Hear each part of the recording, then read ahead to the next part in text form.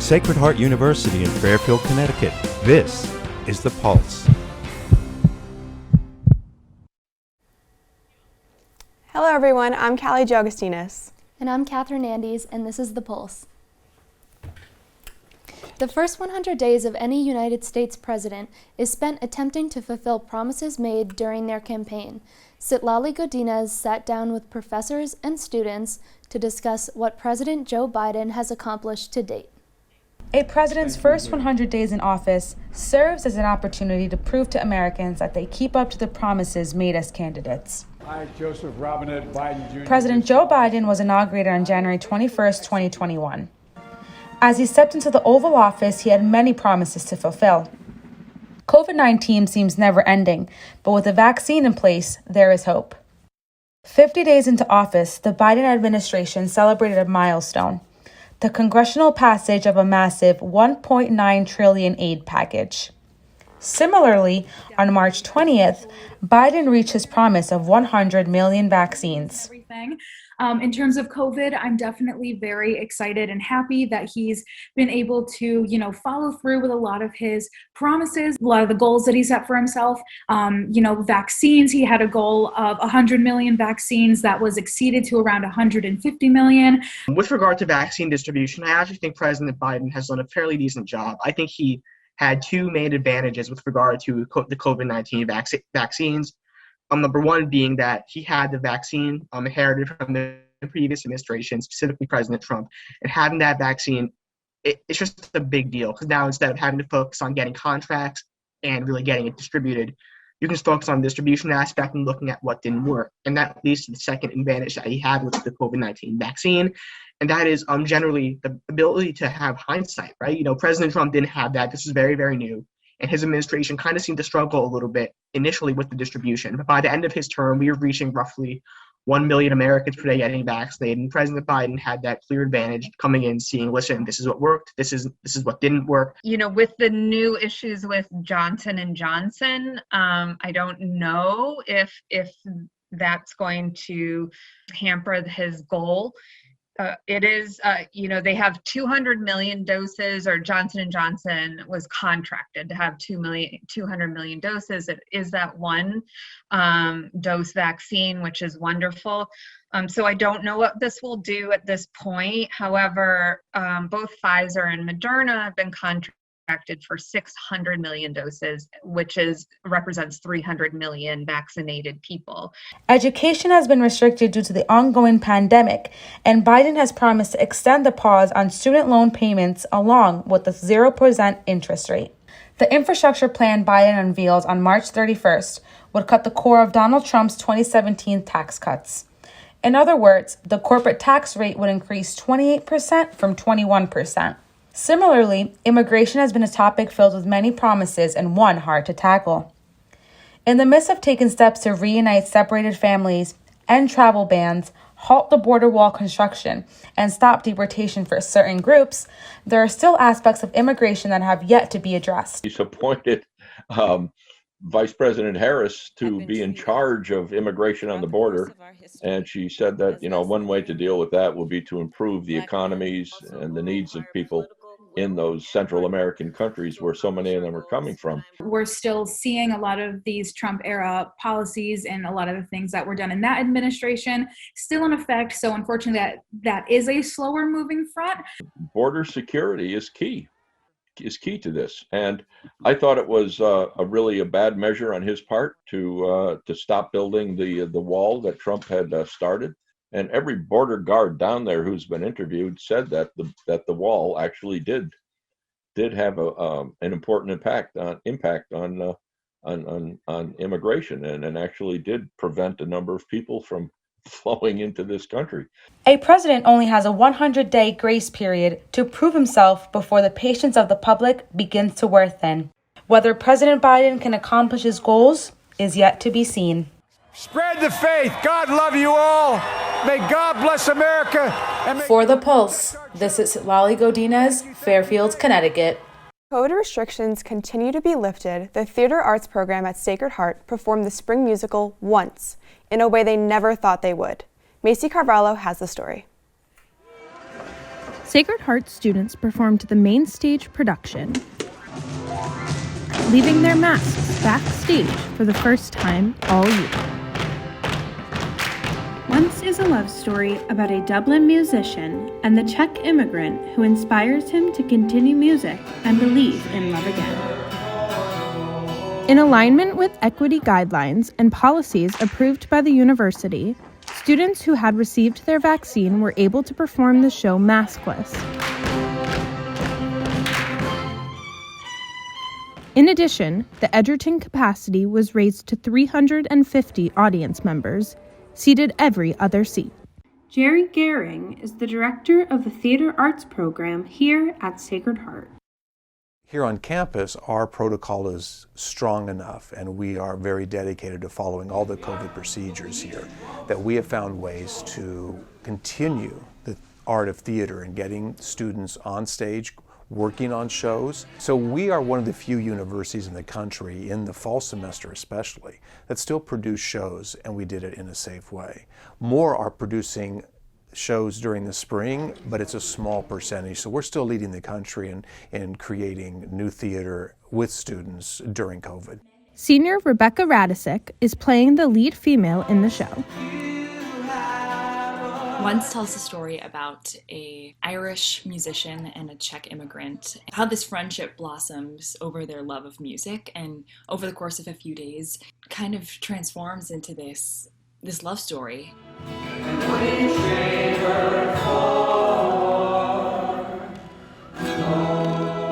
And it's powerful, and it's captivating, and it's complicated.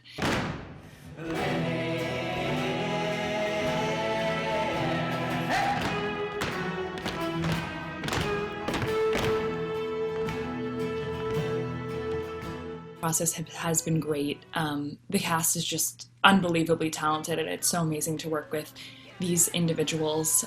Performing without masks is so strange. We've been really having to use our eyes as this kind of like to emote, if you will, and now we're seeing each other's mouths move, and that's kind of a whole nother element, like just getting used to seeing people's mouths and people's teeth, and like, this is so weird, this is so strange. Kind of like the instinct to be like, where's my mask?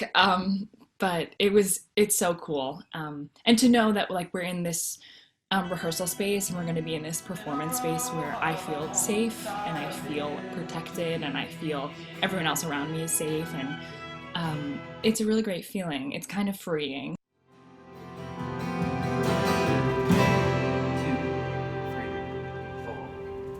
For many, this show was a glimpse of normalcy and hope, that theater will once again take the stage. For The Pulse, this is Maisie Carvalho, Fairfield, Connecticut.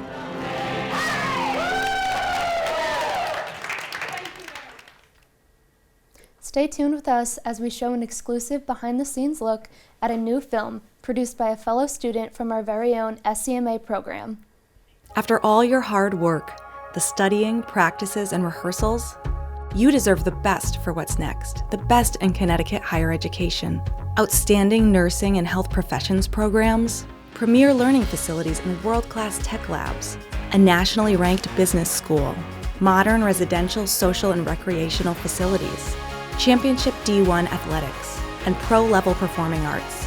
Make your next step the best step. Apply now to Sacred Heart University. Welcome back, everyone. Just a couple weeks ago, on April 22nd, one of our very own celebrated Earth Day in a unique way. This past Earth Day, Tomas Keck, a junior here at Sacred Heart, released his most recent film, Sentinels of the Boreal. Today we get an inside look on how this project came together and why the film proves to be a testament of SHU's groundbreaking media program. Hello, my name is Tomas Keck. I am the director, producer, and cinematographer for the film Sentinels of the Boreal. This film was a bit of an experiment because there hadn't been anything like this done before in my university. I was that crazy kid who went up to one of my professors and said, "Hey, I have this idea for a project, for a film. Can you help me make it happen?" As this story began to develop and then progressed further on, we strategized this in a way where we moved it off just what Tomas wanted to do and integrated it into things that we at the university also advocate. That gave us the ability to find money and funding for him, integrate other specialists into the ideas that we first established, and then actually bringing that together in the video that I think has now brought everything together in terms of content and vision. So the first location we had to get to was Minnesota. Now at the time, flying was out of the question, so we had to figure out how to get there. Anything else to go in? No. I was lucky enough to get my dad and my uncle Harold, both of which are avid environmentalists, to come with me on this 2-day gig, on this 2-day journey across the country to Minnesota.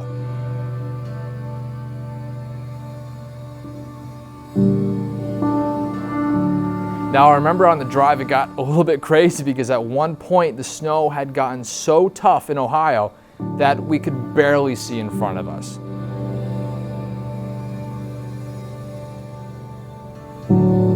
We had to stop at the side of the road and basically sleep out the snowstorm. We're dodging the snow. Harold was all in on the 12 to 3 shift and the snow whomped us. I'm glad we did stop because when we got back on the road, there were several flipped tractor trailers right outside the exit we got on.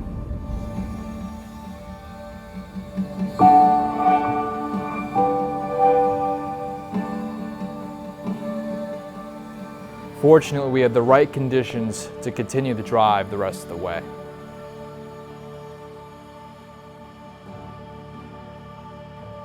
We got situated on our stay area, and it was basically this like little box cabin where we had the kitchen and the bed like in the same room right up against each other.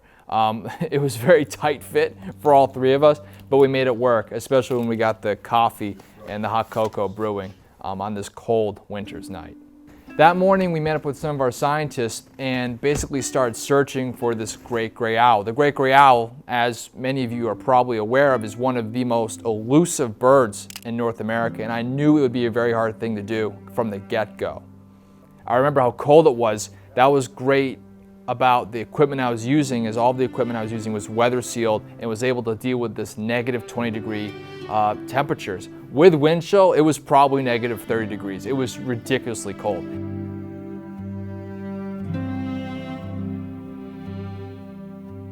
It was really good having all the training I got at Sacred Heart, so I was able to go out there and meet the scientists, coordinate the interviews, get out there and get all of the B-roll and the footage that I would need to compile a film or project like this together.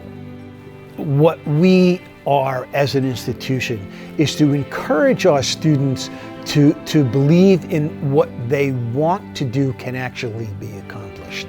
And I think giving a student the opportunity to explore this, and then more than that, support them on a bunch of different levels to actually make that project come to fruition, is really who we are and how we define ourselves as a university.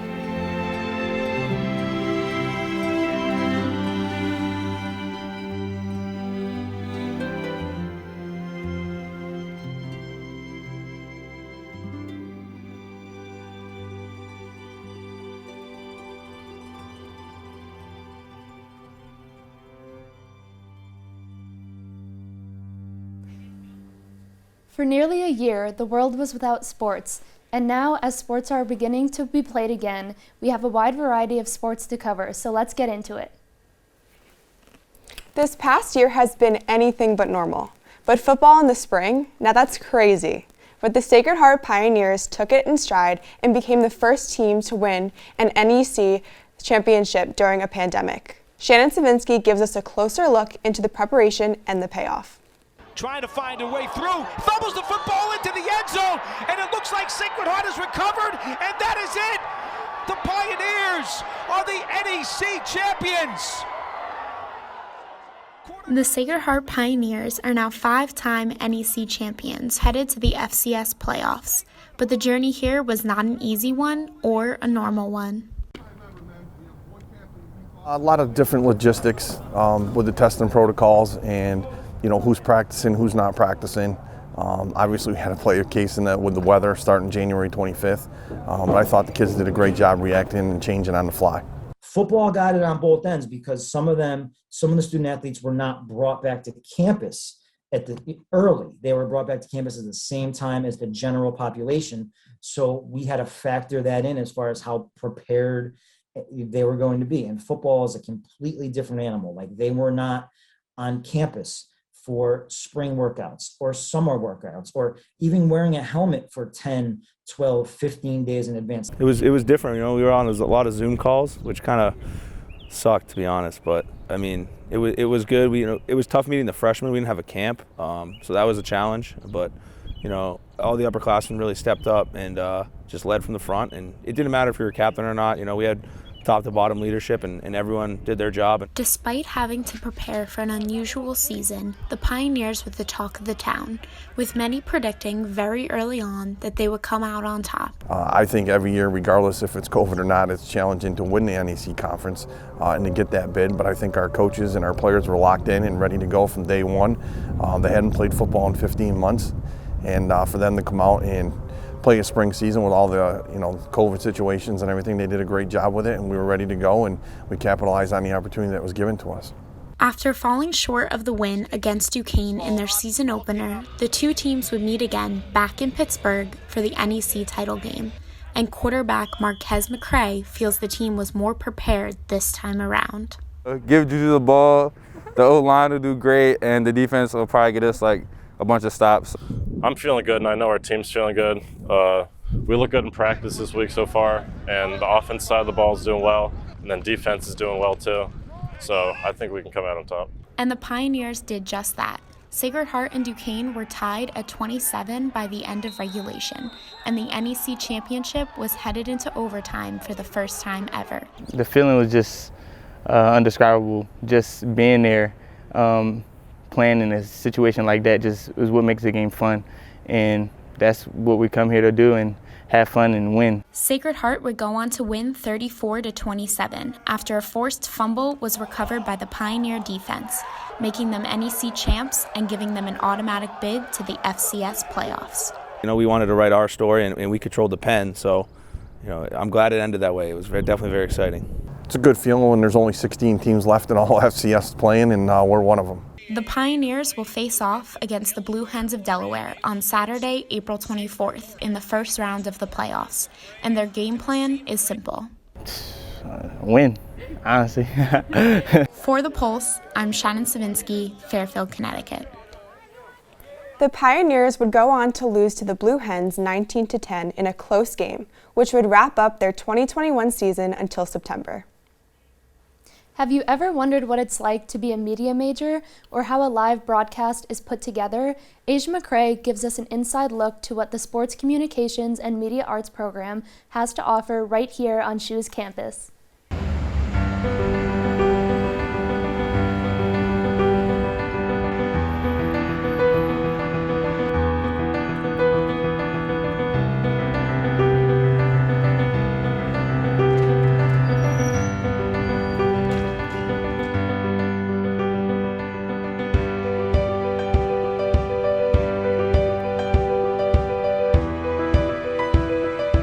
My favorite part of the SCMA program are definitely the studios that we have and the editing rooms. It really gives us hands-on experience to anything to do with Adobe Premiere, Adobe Illustrator, all of the Adobe platforms. And then in the studios, you really get hands-on with the cameras and the lighting. You get to know the audio board. So just basically everything that you would experience in the real world for a behind the scenes of a production is what you get to use here. My favorite classes are definitely TV news production and The Pulse, because for those classes you really learn the video part to editing to narration, so you get the whole understanding of how to tell a story on screen. What I appreciate most about the SCMA program here at Sacred Heart is how diverse it is and how I got to learn different elements in regards to communications, such as public relations and advertising, sports journalism, news writing and reporting, and broadcasting in itself. I've always dreamed of being an on-field reporter and just really studying sports media, so that definitely attracted me because our program is so great here.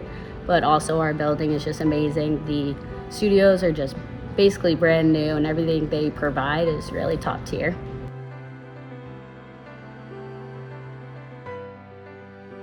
I do feel like I'm experiencing everything that I hope for in the SCMA program here at SHU, because when I first enrolled in my freshman year, I was definitely skeptical about what direction I wanted to follow through with in the fields of communications, but being exposed to all different classes and professors, it really helped me narrow down what I truly wanted to do.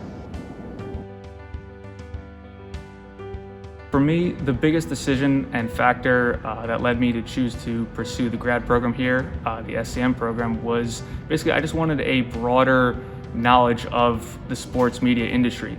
I've always been into video editing and video production, but this program opened up so many other avenues for me in terms of things I might be interested in doing for work purposes later in life. This program is heavy on sports broadcasting, the production of live events, and I thought that was just great. Personally, since I'm a graduate assistant, there's so many opportunities here. Normally, last year we had SNY here. So we did games for SNY, we had News 12, we've had Frontier. You have opportunities with all of the sports teams. If you just reach out to the sports teams, they'll give you an opportunity to do social media for them. So there already, you have so many opportunities to get involved with the sports here at Sacred Heart. And just with MLB Network, we have a great relationship with MLB Network, especially with Dr. Miller. This year alone, they hired 12 people from Sacred Heart. The location of the school and the program, it's in a prime location here in Connecticut.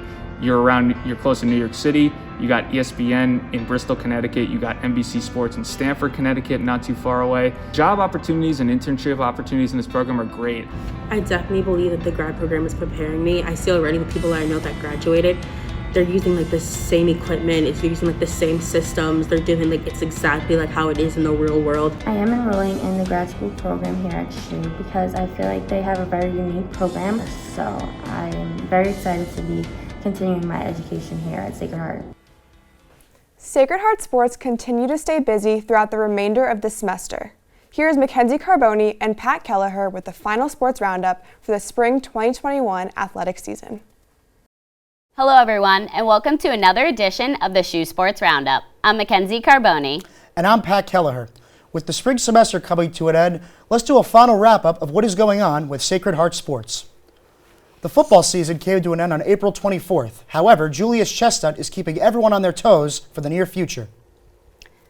The Sacred Heart sports football team competed in the first round of the NCAA FCS championship game against Delaware on April 24th. The Pioneers fell to Delaware 19-10. On the upside, junior running back Julius Chestnut was selected as one of the 16 finalists for the Walter Payton Award, which will be chosen on May 15th. On April 28th, it was announced that Chestnut was voted top 3 for the award. This award is given to the National Offensive Player of the Year in college football's Division I subdivision. Chestnut is the first player in Sacred Heart history to be a finalist for this award. He leads the FCS with an average of 171 yards rushing with 855 yards on the season and 17 points per game. Now let's talk about what is happening on the lacrosse field for the men's and women's teams. Men's and women's lacrosse have completed their regular season schedules. Women's lacrosse have an overall record of 6-7 on the season with a 6-6 conference record. The Pioneers had a recent 9-7 win over Merrimack, which gives hope for the playoffs on their radar. Men's lacrosse had a tough season with a 1-11 record overall and an 0-7 record in their conference. Let's turn to what's happening between the lines for the men's baseball team. The Pioneers come into this week with a 14-18 overall record, including a 9-6 record in conference play. Unfortunately, they had 5 games from April 14th to the 20th postponed. Heading into the postponements, head coach Nick Cristito's team was riding a 5-game winning streak, including wins over Merrimack and LIU, and 3 consecutive wins over Mount St. Mary's, behind an explosive offense that put up 45 runs in that span. Since resuming play, the Pioneers have gone 1-3 and have a 3-game series coming up against Fairleigh Dickinson. The offense has been led by senior Austin Markman with a .278 average, 5 home runs, 30 RBIs, and a .476 slugging percentage, leading the team in 3 of those 4 categories.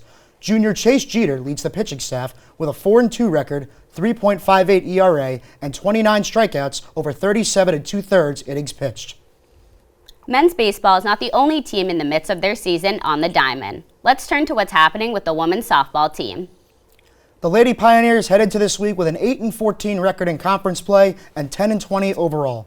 So far this season, streaks have been the main trend, collecting separate winning streaks of 3 and 4 games. Unfortunately, their 4-game winning streak was followed up by a 7-game skid. Pam London's squad hopes that they can kickstart another winning streak down the stretch. Senior Caroline Kruger and junior Alyssa Gonzalez have led the offensive attack up to this point, combining for 58 hits, 16 home runs, and 43 RBIs. Emily Carroll has also made a name for herself as a true freshman with a .281 average, 6 home runs, and 12 RBIs, including a home run in her first collegiate at-bat back on February 28th against Lehigh. We want to congratulate the Shoe cheerleading team on being back-to-back national champions. From Pat and I, that's all for the Sports Roundup this year. But before we go, I had the chance this week to sit down with star running back Julius Chestnut. Let's take a look. Hi everyone, I have the pleasure of speaking with star running back Julius Chestnut. Julius, thank you for coming in today. Thank you for having me. Can you take me through the moment you first heard you were a finalist for the Walter Payton Award? I was actually in the car. Coach just texted me, calling me, congratulating me, and it was just, words couldn't describe how I felt. Such a great honor to be in such a high reward. But yeah. Just like a surreal moment. Yeah. You're just like in shock almost. Yeah. Awesome. What was your reaction to being voted top 3 for the Walter Payton Award in the recent 3 days ago, I believe? Yeah. I honestly, words couldn't describe how I felt. Called my parents, and my mom was so proud of me, screaming on the phone. I called my grandma as well. She was so excited, but it was just, words couldn't describe how I felt. Just in awe in the moment. Yeah. How is going back to Pittsburgh, wanting redemption, and winning the NCE championship?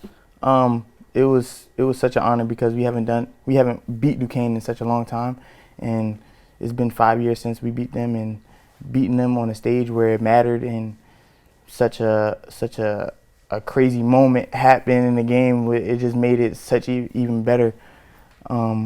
It just able to get the dub and go into the playoffs. Yeah, especially with an overtime win. That must have been just a crazy moment just to be in that very crunch time situation. The environment was crazy. Like, just everybody so happy for each other, and the amount of work we put in to get there was just crazy. What do you plan on focusing on for the next season? Just getting better in all aspects of the game, learning the game more, running harder, things like that, getting faster, things like that, just to help my game and help my teammates to get better, and if they're better, then it makes me better. So that's probably the main thing. Great. Can you take us through the atmosphere at Delaware, just being at a stadium with a big crowd finally after what was going on with COVID? Different environment. It brings the best out of people, and to me, I feel like playing on a bigger stage, it brings the best out of me, and it showed. We played such a tremendous game. We just didn't come out with the outcome we wanted. Playing there was a great experience for me and for all of my teammates. A lot of people won't be able to say they've done it before, and we were able to say we have. So that just made us happy that we were there, and good experience. Great. What are your hopes for the Pioneers 2021 season? Win another championship, get to the playoffs, just do the same thing over, but hopefully we'll get further than we were this year. Great. With your senior year coming up, is there any talk about playing at the next level? Absolutely. That's been a talk my whole life. All I wanted to do growing up was play in the NFL. So as I continue to play and try to get better and better, hopefully I'll be able to play on the next stage. Awesome. Well, we just want to thank you again for coming in the studio, and we want to wish you luck for your future on the field. Thank you so much for having me. Thank you. Don't go anywhere because we have even more sports stories coming your way right after this break.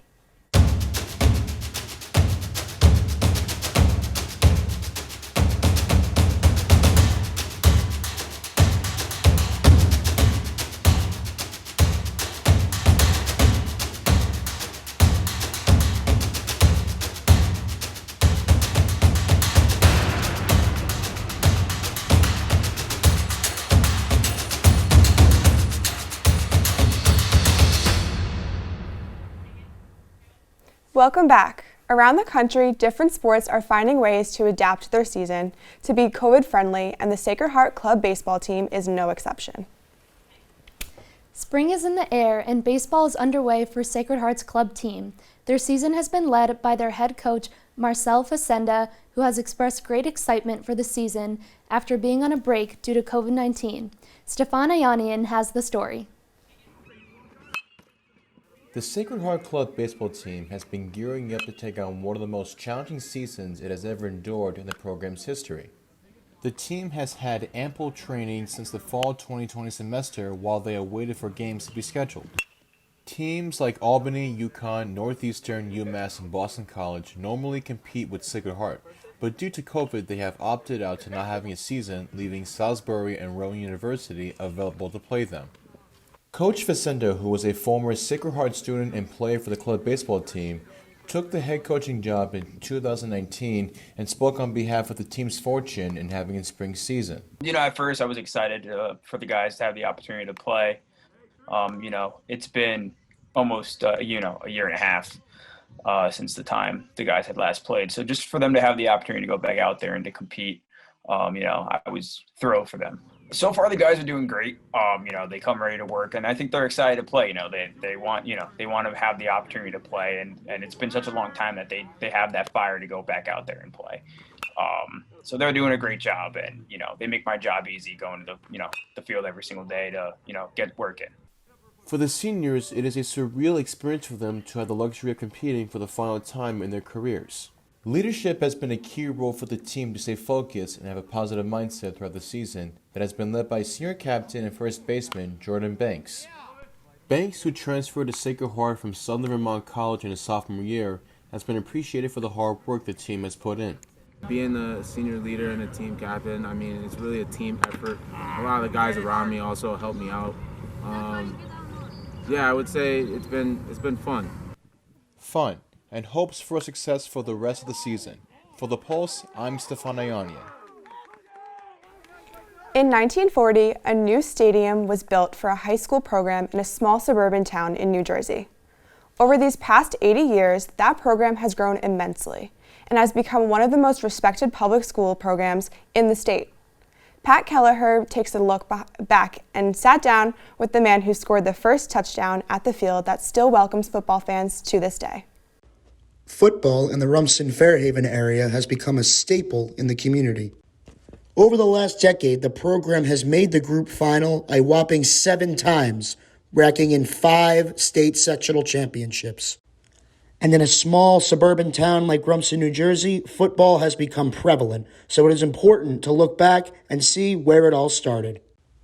His name is Tony Malachi, Rumson-Fairhaven Regional High School class of 1941.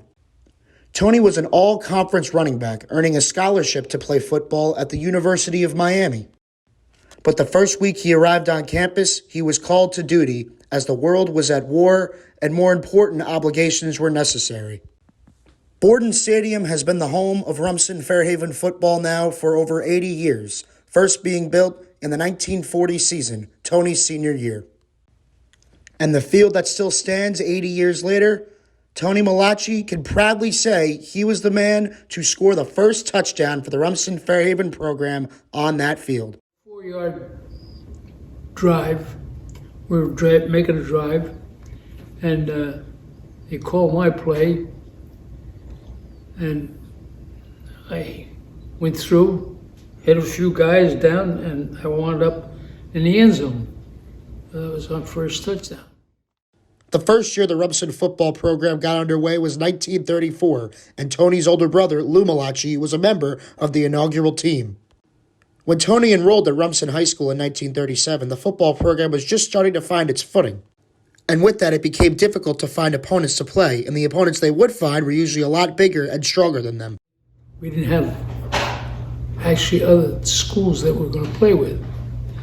And we used to have to ask some northern teams that had been playing football for ages, So, and some of those guys, they just beat the heck out of us.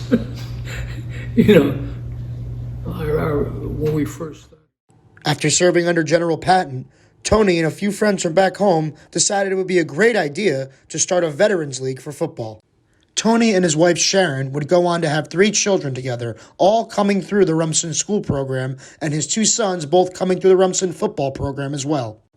Jim Malachi, class of 1978, grew up and came up through the Rumson sports program playing football and baseball. He reflects on his time growing up in Rumson, what it meant for his father to be a huge part of the program's start, and what it meant to him growing up in a town and having his father by his side at all of his sporting events. But the football program in 1940, his senior year, they were the first winning team Rumson had.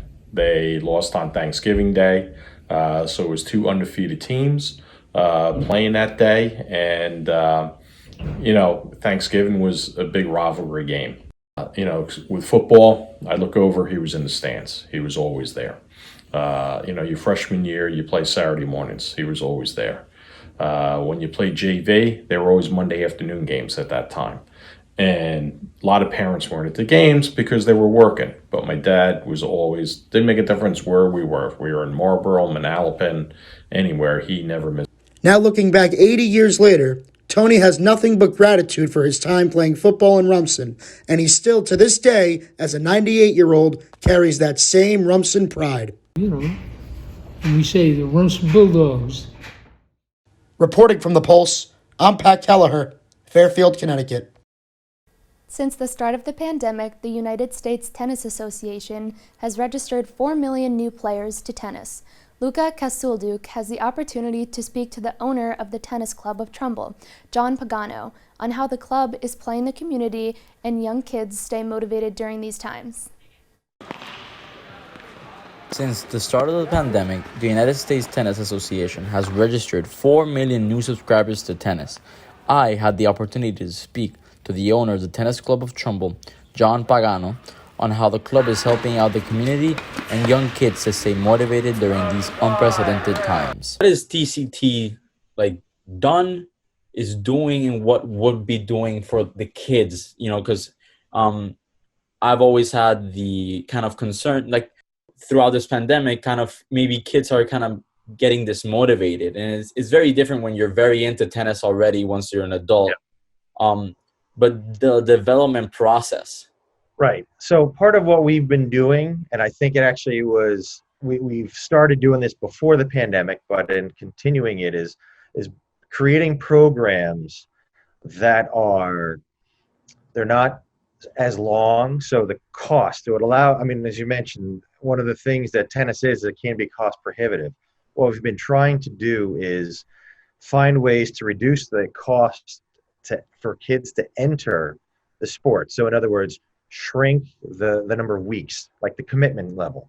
So shrink the number of weeks so they're not signing up for something that's 20 weeks or 30 weeks long. They can start at 8 weeks. What other activities does the club have for kids to be involved? It was junior team tennis. So that started opening up, I want to say about a month ago, which is where the club team. So the club will have a tennis team for these individuals to start playing. And there's a coach on the court. We play against other facilities. And so that way they obviously have their coach, they're teaching, but they get to travel around and get the experience of being on a team. It's really not worrying about the winning or losing. It's the experience, and you always have the support of the coach that's there while you're playing. How did TCT adapt to the pandemic? Basically what we're trying to do is just that, make sure that everybody, when they went into a facility, they would feel safe being there, and then trying to set up protocols. And it had been somewhat of a navigation. In other words, as more information came out, we'd make changes, we'd make adjustments. But that was always, tennis is the safest sport just because of the distance and the size of the courts. However, the things in the beginning that people weren't sure about were touching the tennis balls, were, pick it up with your hand, everybody has to wear masks, all of that kind of stuff. So the things that stayed, which were, as the medical community became more familiar with how the virus behaves, we were more familiar ourselves with how to act and what protocols to put in place. This is Luca Casulduk reporting from the Pulse. Right after this, we will take a look at how Make-A-Wish Connecticut is finding new ways to fulfill children's wishes. We'll be right back.